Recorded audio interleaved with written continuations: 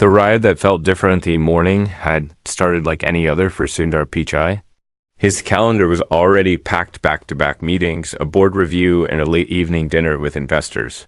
He had barely slept the night before, buried under reports and performance metrics, yet there was a quiet restlessness in him that he couldn't shake. He didn't know why, but something inside told him that today was going to be different. Instead of calling his usual company car, Sundar decided to book an Uber. It was an unusual choice for him, but he told himself it was because the company car was delayed. In truth, he wanted some time to just be anonymous. No driver who knew his schedule. No endless chatter about work. Just a quiet ride where he could think. He stepped out of his apartment building into the soft chill of the morning air. The city was still waking up, sunlight spilling lazily between tall buildings, the streets holding that faint smell of fresh rain from last night. When the black Toyota Camry pulled up, Sundar noticed immediately that it looked older than most rides he'd taken. Not old in a neglected way old, in a way that carried stories. The paint had a few scratches, the seats a little worn, but there was a strange dignity in it. The driver stepped out to open the door. He was in his late 60s, tall, with broad shoulders that time hadn't yet managed to bend.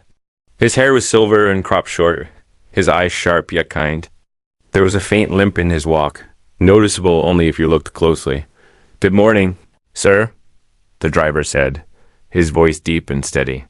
"Good morning," Sundar replied, sliding into the back seat as they pulled onto the road. Sundar noticed the car smelled faintly of leather and something else, something like old books and rain-soaked wood. It felt calming. For the first few minutes, neither of them spoke. Sundar was used to this silence, but he kept finding himself glancing at the driver in the rearview mirror.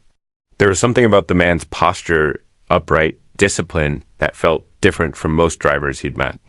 His hands on the steering wheel were firm, but not tense. Then Sundar noticed a small medal hanging from the dashboard, worn and slightly tarnished. "That's a military medal, isn't it?" Sundar asked, his voice carrying more curiosity than he expected. The man smiled faintly, eyes still on the road. "Yes, sir. Retired Army. 32 years of service." Sundar leaned forward slightly. "And now you're driving Uber?" The man chuckled softly, though there was no bitterness in it. "Life takes you where it takes you. My name is Arjun Mehra. I served in the infantry, did tours in more countries than I can count. When I retired, I tried a few jobs. This one keeps me moving, keeps me meeting people. I like that." There was a pause. Sundar could tell Arjun was a man who chose his words carefully. "Didn't your pension cover enough for retirement?" Sundar asked gently. Arjun's smile faltered. "For just a second, it's enough for survival. But I've got commitments. My wife passed a few years ago. My son, well, he's in the hospital, been there for months. Medical bills don't care how many medals you've earned." The air in the car shifted. Sundar felt a knot tighten in his chest. "I'm sorry to hear that," he said quietly. "What happened to your son?" Arjun's eyes softened in the mirror, but there was also pain there. He was a paramedic. On his way to a rescue call, another driver ran a red light. He's been in and out of surgeries ever since. The doctors say he needs one more expensive one if he's to walk again. The car rolled to a stop at a red light. For a moment, Sundar could hear nothing but the rhythmic ticking of the blinker. Arjun's gaze remained forward, his jaw tight, but his voice stayed calm. "So, I drive," he continued. "Every extra rupee, every tip, it all goes to him. It's the only mission I have now." The light turned green, and the car moved forward. Sundar sat back, his mind buzzing. Here was a man who had given his youth, his health, and his peace for his country, now working long hours, just to give his son a chance to stand again. There was something deeply humbling about it. But as they drove on, Sundar noticed something else, a photo taped to the dashboard. It was of a younger Arjun in a full uniform, standing beside two other soldiers. One of them looked strikingly familiar. Sundar leaned closer, squinting. "This man beside you," Sundar said slowly, pointing to the picture. "I've seen him before." Arjun glanced briefly, then nodded. Yes, Major Vivekananda.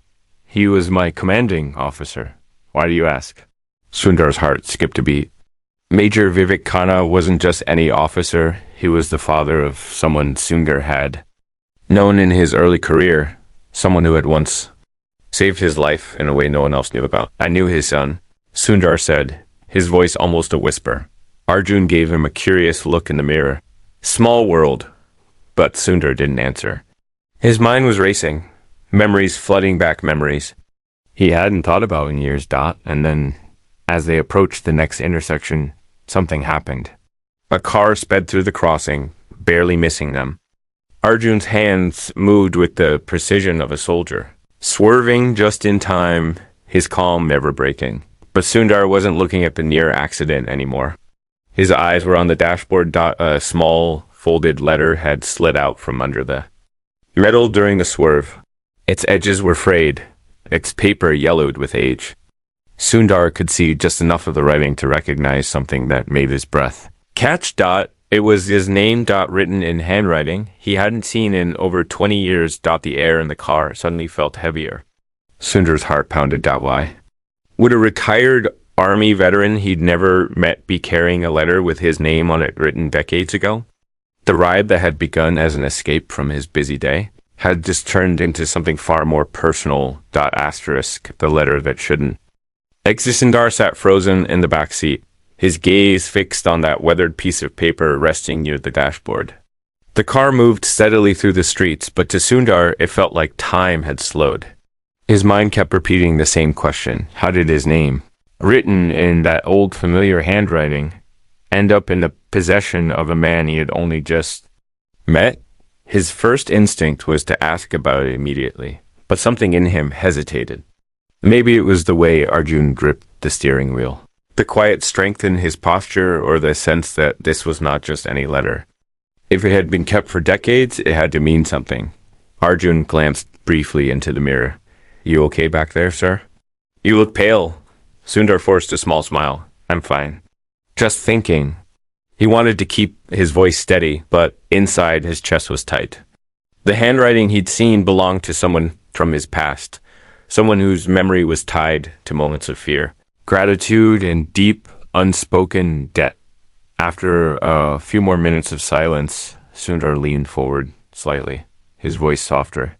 Arjun, that letter, the one under your medal. May I ask where you got it? Arjun's eyes flickered to the dashboard, then back to the road. He didn't answer right away. That's not just a letter, Arjun said finally, his voice carrying the weight of old memories. It's the last thing a man gave me before he died. The words landed heavily in the small space of the car. Sundar's breath caught in his throat. Who? Sundar asked quietly. Arjun's grip on the wheel tightened ever so slightly. His name was Rajesh. He was a field engineer attached to our unit. We were stationed in a remote sector near the border. One day, we were ambushed. Chaos everywhere. He was injured badly, and he knew he wouldn't make it.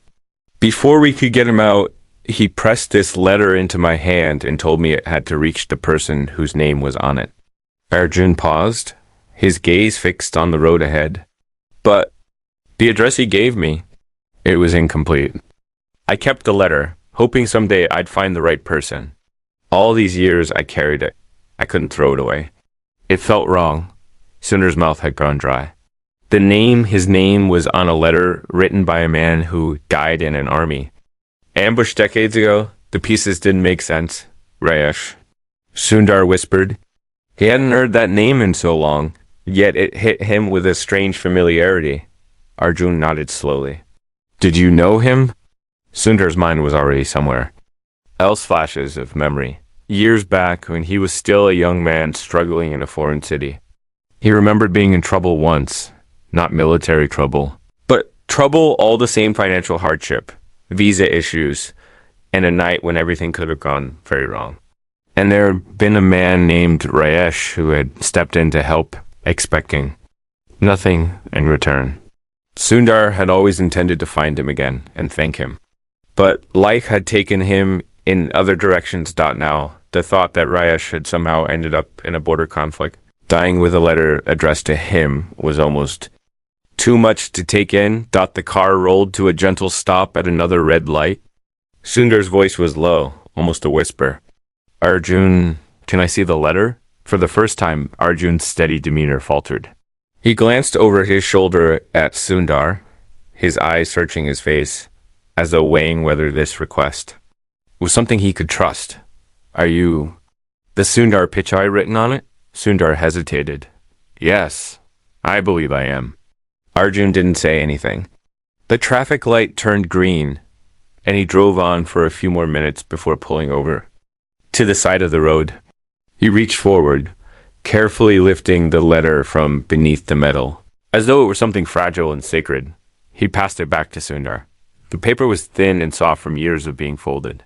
When Sundar opened it, his hands trembled. Slightly. The first line hit him like a punch to the chest. Dear Sundar, if you're reading this, then I am gone. His eyes scanned the words, each one pulling him deeper into a story he hadn't known existed. Rajesh had written about that night years ago when he had helped Sundar, and how he had followed Sundar's journey from afar. But the letter was more than a memory. It was a warning. Rajesh wrote of something he had uncovered during his service. Something that involved people with influence, corruption, and a network that could destroy lives. They will find you one day, Rajesh had written. And when they do, remember what I told you, never trust the man in the gray suit. Sundar's pulse quickened. This wasn't just a heartfelt goodbye. It was a message that felt unfinished, like the start of a much larger story. He looked up from the letter to see Arjun watching him closely.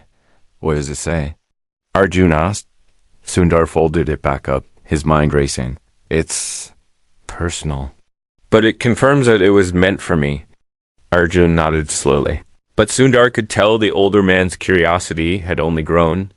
The rest of the ride was quiet, but Sundar's thoughts were anything but.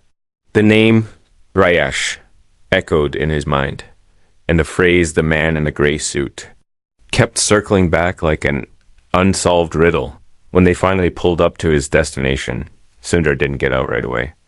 Arjun, do you still have contact with anyone from your unit? Anyone who might have known Rajesh better? Arjun's expression turned thoughtful. There's one, Colonel Kapoor. But I haven't spoken to him in years. Can you try? Sundar asked, his voice firm but respectful. It's important.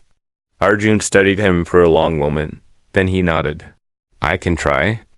As Sundar stepped out of the car, he slipped a letter into his jacket pocket. The paper felt like it weighed 1,000 pounds. He watched as Arjun drove away, the old Camry disappearing into the morning traffic. Sundar didn't know exactly why, but he had the sinking feeling that his life had just been nudged onto a very different path. And as he turned toward his office building, something made him stop in his tracks. Across the street, a man in a gray suit stood watching him. Wasn't smiling. He wasn't moving. He was just watching. Asterisk, the man across the street, morning bustle of the city carried on around him, horns blaring. The faint smell of street food from a vendor cart nearby. Footsteps of people hurrying to work. But Sundar's entire focus was locked on. That single figure across the street. The man in the gray suit didn't shift his weight, didn't pull out a phone, didn't do anything that could make him blend into the ordinary flow of life. He stood still, facing Sundar directly, as though waiting for something or someone. For a moment, Sundar wondered if this was coincidence. Maybe the phrase in Rajesh's letter had planted the thought in his head, and now he was just seeing patterns where none existed. But then the man's gaze flickered just slightly, and Sundar knew this was deliberate. Sundar took a small step forward, his instincts pulling him closer, but before he could cross the street, a bus roared by, blocking his view for only a second. When it passed, the man was gone. As if he had never been there, a chill ran down Sundar's spine. He stood there for a few moments longer, scanning the sidewalks and corners, but the gray suit had vanished into the city, pushing down the unease building in his chest. Sundar finally entered the building. The glass doors closed behind him, shutting out the noise of the street. But not the image burned into his mind. Inside his office, he tried to focus on the workday ahead. Meetings blurred into each other. Presentations passed without his full attention, and numbers scrolled across screens without sinking in. The letter weighed in his pocket like an anchor, and every so often he'd catch himself glancing out the window, half expecting to see that gray suit again by mid-afternoon. He'd made a decision.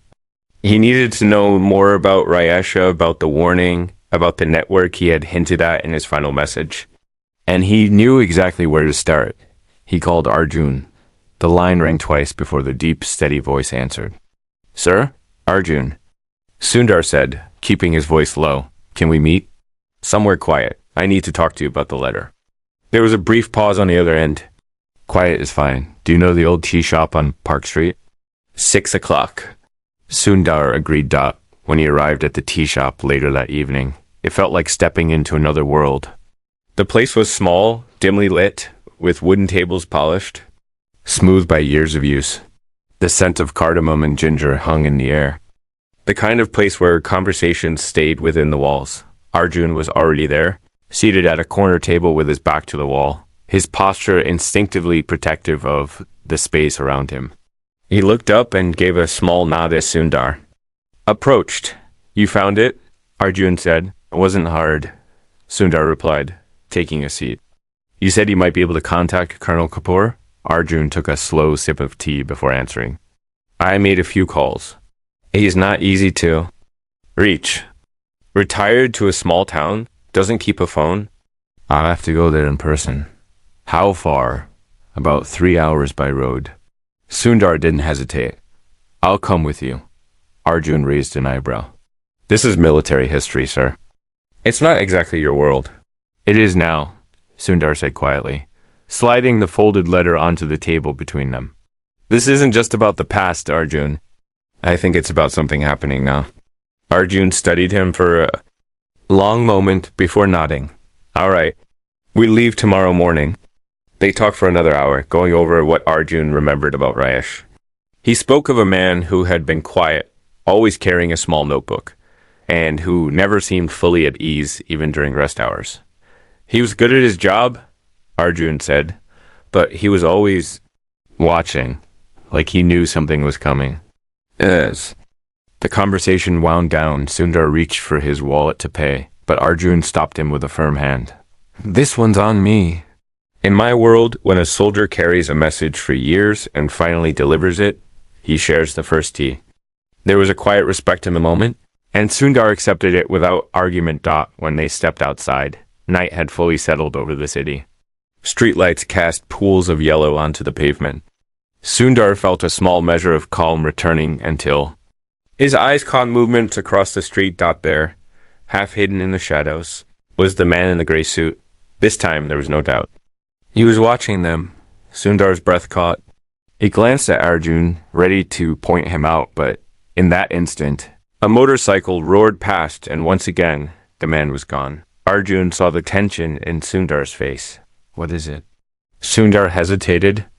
Part of him wanted to keep it to himself until he understood more, but another part knew that if Rajesh had trusted Arjun, maybe he could too. "I think I've seen the man from the letter," Sundar said finally. "Twice today." Arjun's eyes sharpened. "And you didn't mention it earlier?" "I wasn't sure if it was real. But now..." Sundar's voice trailed off. Arjun's jaw tightened. "Then tomorrow, when we leave for Kapoor's place, we'll have to be careful. Very careful." As they parted ways for the night, Sundar felt the unease grow again, because the more he thought about it, the more he realized something troubling. The man in the gray suit hadn't just been standing randomly. Both times, he'd been facing Sundar from a distance that was exactly the same. As if he knew exactly how far he needed to be seen. Asterisk, the road to the colonel, the morning air was cool when Sundar stepped out of his building, the faint scent of dew still clinging to the city streets.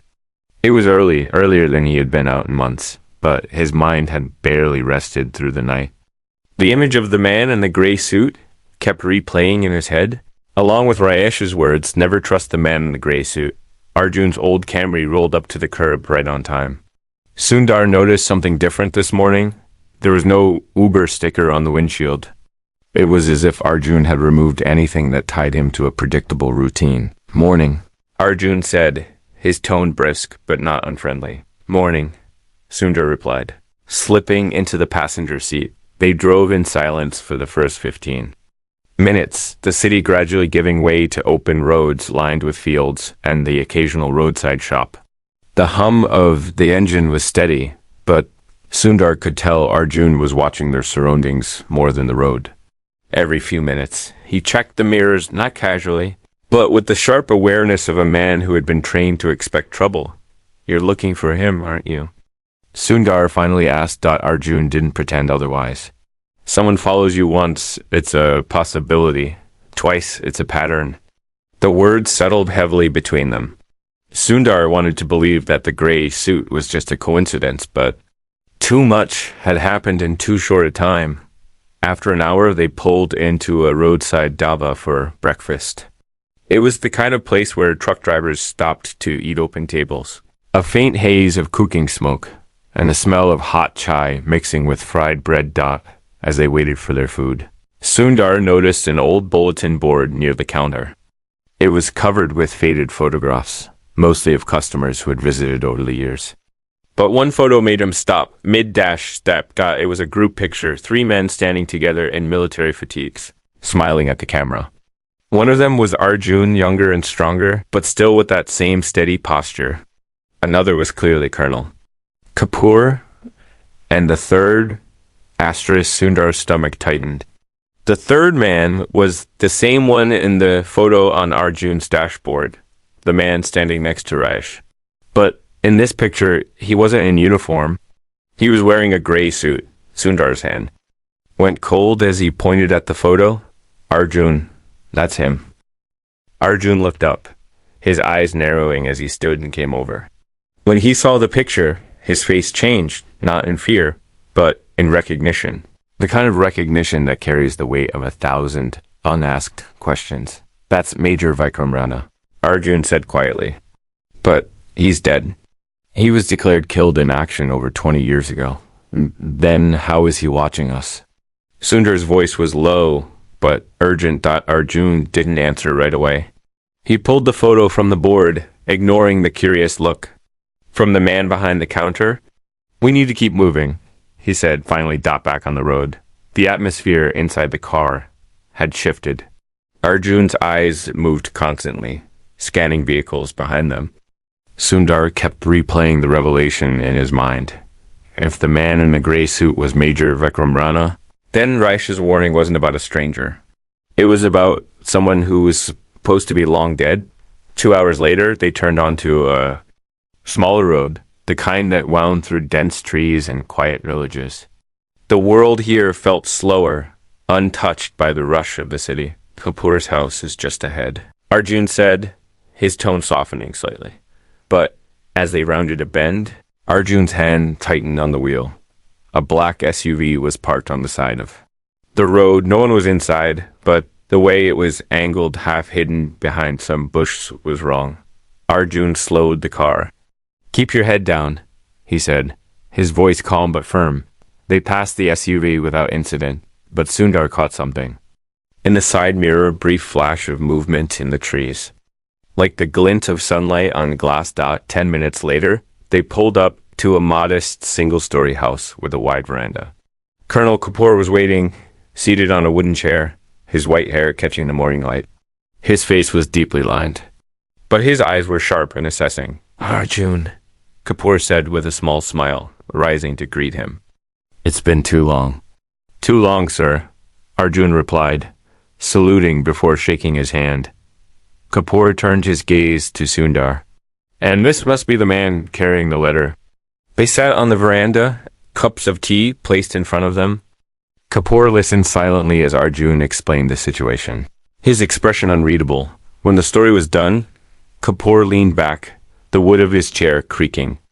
"Rajesh was right to warn you," he said finally. "Vikram Rana. He didn't die in that operation. He disappeared. There were whispers he defected, but nothing was ever proven. The official story was that he was killed to protect the army's reputation. And now he's here," Sundar said, "watching us." Kapoor's gaze hardened. If he's watching, then you're already in the middle of something you don't understand. Rana was part of a covert network off the books. No oversight. They were meant to gather intelligence, but some of them switched sides. They learned how to use information as a weapon. If Rana is alive, it means that network is still active. A silence fell over the veranda, broken only by the distant sound of birds. What does he want with me? Sundar asked Kapoor single quotes. Answer was quiet, but it carried the weight of certainty. He wants whatever Rajesh gave you. And if he's willing to show himself, it means he's running out of time to get it. Before Sundar could respond, Arjun's phone buzzed on the table. He glanced at the screen, his face tightening. No name. No number. Just a single message. Stop looking. You're already too late. Arjun turned the phone so Sundar could see, and that's when the sound of a car engine drifted up the road low, slow, and getting closer. Kapoor single quotes. His eyes flicked to Arjun. They found you. Asterisk, the knock at the door, the sound of the approaching engine was steady but slow, the kind of deliberate pace that didn't belong to a lost traveler. It grew louder, filling the still air around Colonel Kapoor's modest home. The three men on the veranda exchanged quick, silent glances. None of them needed to speak to understand what the others were thinking. This was no coincidence. Kapoor set his teacup down with deliberate care, as though even that small clink against the saucer needed to be controlled. Arjun, he said, his voice calm but firm. Inside, now. Arjun was already on his feet, moving with quiet precision toward the doorway. Sundar followed, his pulse quickening, every step feeling heavier than the last. Once inside, the air felt warmer, denser, as though the walls themselves understood the gravity of what was about to happen. The colonel didn't rush. Instead, he walked to a wooden cabinet, opened it, and pulled out a small, battered metal case.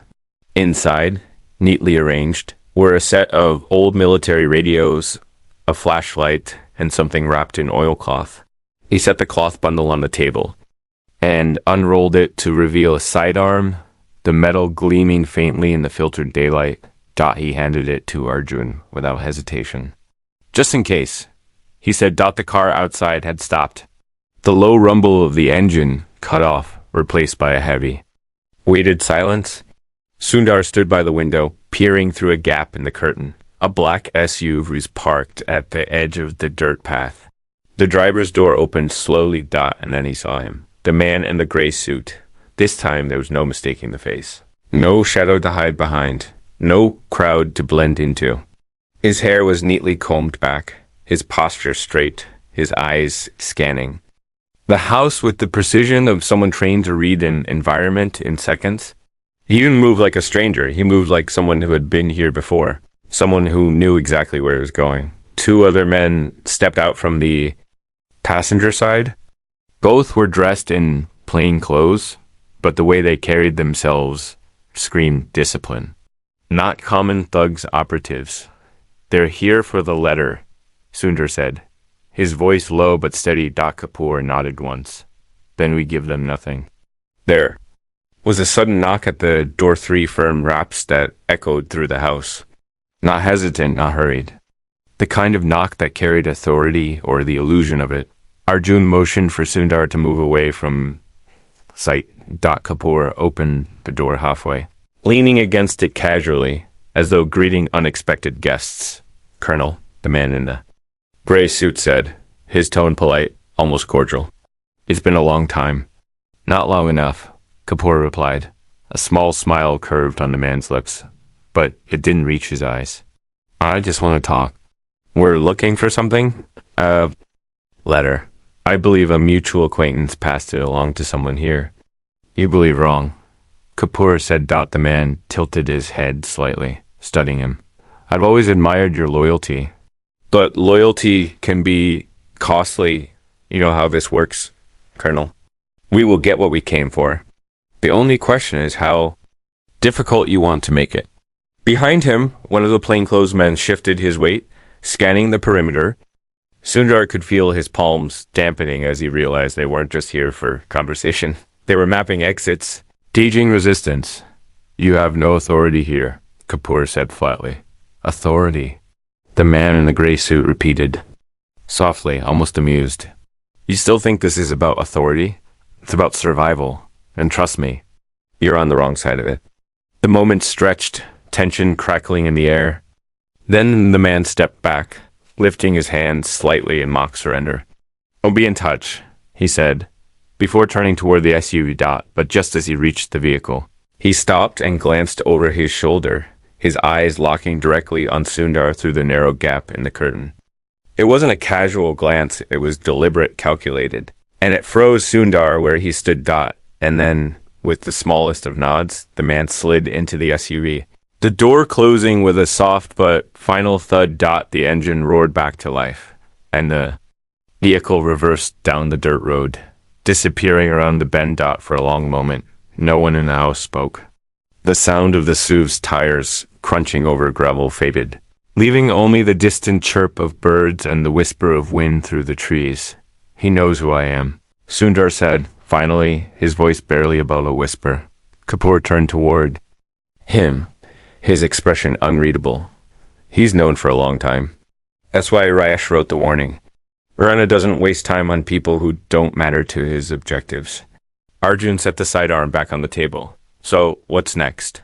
Kapoor looked between them. Next, we move before they do.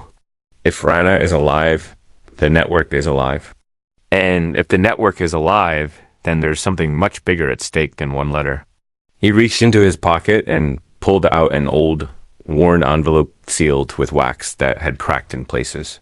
Rajesh sent me this before he died. I never opened it because I thought the danger had passed. Now I think it's time. Sundar's breath caught as Kapoor broke the seal and slid out a single sheet of paper. The handwriting was the same as the letter Sundar had received. There was no greeting, no preamble. Just a single line written in sharp, deliberate strokes. If you're reading this, it means the map is no longer safe. Before anyone could speak, a sharp crack split the air wood, splintering as a bullet tore through the front door. Asterisk. The truth Rajesh died to protect bullet tore through the front door with a sound that felt louder than thunder in the still air. Splinters of wood flew into the room, and the three men reacted instantly. Arjun shoved Sundar to the floor, his movements sharp and controlled despite his age. Kapoor was already grabbing the sidearm again, his eyes locked on the doorway. Another shot rang out, this one slamming into the frame just inches from where Kapoor stood. Get to the back. Kapoor barked, his voice carrying the authority of decades in command. They scrambled toward the rear of the house, the creak of the wooden floor beneath them mixing with the distant hum of the SUV's engine idling outside. Asterisk. In the small kitchen at the back, Kapoor pulled open a trapdoor hidden beneath an old rug. Root cellar, he said quickly. Go. But Sundar hesitated, his pulse hammering. We can't just hide, he's after the letter. If he gets it, Kapoor's voice cut through. We don't hide. We reposition. As they descended into the narrow space below, the air turned cooler, carrying the faint smell of earth and stone. Above them, faint footsteps moved across the veranda, 2 sets, maybe 3. They were inside now. Kapoor handed Arjun the radio. From the metal case, north wall window 15 meters, out low brush. We flank from there. Sundar listened, adrenaline flooding his veins, realizing that this was no ordinary standoff. These men had done this before, countless times, and they were thinking 3 steps ahead. They moved through a narrow underground passage that led to a small hatch concealed behind thick bushes. When they emerged into the daylight, they were at the far end of the property. The house partially hidden by the trees dot from their vantage point. They could see the SUV, still running. One man was standing guard near the vehicle, scanning the tree line. Arjun's voice was barely a whisper. That's not Rana. That's one of his. Kapoor nodded, then pointed toward the side of the house where the main door was. Rana will be inside searching. Sundar felt the weight of the folded letter in his jacket pocket. Then he's not leaving until he has this, he said. Arjun's eyes met his. And you're not giving it to him. Before Sundar could respond, Kapoor raised a hand, signaling silence. The man near the SUV had turned away. Speaking into a small earpiece, it was their chance. Moving with quiet precision, Arjun and Kapoor advanced toward the house. Sundar followed, every step heavy with the knowledge that the next few minutes could decide everything inside. They could hear faint movement, drawers opening, furniture shifting, then a voice. "Where is it, Colonel?" Rana's tone was calm, almost conversational, but underneath it was steel. Kapoor stepped into the doorway. "You won't find it, Rana?" Rana turned slowly, the gray suit immaculate despite the dust in the air. Up close, his face was sharper, his eyes colder. "You should have stayed out of this. Both of you. And you," he said, shifting his gaze. "To Sundar, you have no idea what you're holding." "Then tell me," Sundar said, forcing his voice to stay steady. "What is the map?" Rana's lips curved into a faint, humorless smile. "The map is power. Location, supply lines, intelligence networks, decades of work. In the wrong hands, it could topple governments. In mine, it can reshape them. And in Rajesh's?" Sundar asked. The smile faded. Rajesh was a fool. He thought he could hide it, scatter pieces of it across people he trusted. "You were one of them. And now..." He took a slow step forward. "Now you'll give it to me." Arjun shifted his stance subtly, ready to act. Kapoor's hand hovered near the sidearm. The air between them was so taut it felt like it might snap. "You're not getting it," Sundar said quietly. Rana's gaze darkened. "Then you'll watch what happens when people you care about start disappearing." That was when Arjun moved. In a blur, he stepped between Sundar and Rana, his body angled, his voice sharp. "You'll have to go through me." Time seemed to slow. Rana's hand twitched toward his jacket, but Kapoor was faster, his voice a sharp command. "Drop it?" "Rana, now." The room was silent except for the faint hum of the SUV outside. Rana's eyes flicked between them, calculating, weighing his odds. Then, with a small shrug, he stepped back. "This isn't over," he said softly. "You can't outrun this. Sooner or later, the map will be mine." And just like that, he turned and walked out, his men falling in behind him. The SUV pulled away, dust rising in its wake until it disappeared down the road. The silence that followed was thick, heavy with everything that hadn't been said. Kapoor turned to Sundar. "Rajesh trusted you for a reason. You need to keep that letter safe. It's not just a piece of paper. It's the key to protecting everything he died for." Arjun placed a hand on Sundar's shoulder. "You've stepped into our world now. You can walk away, or you can see this through." Sundar looked down at the letter in his hands. The paper was worn, fragile, yet it held something greater than either of them. Truth, sacrifice, and the weight of trust. He thought of Rajesh, of the man who had once helped him without expecting anything in return.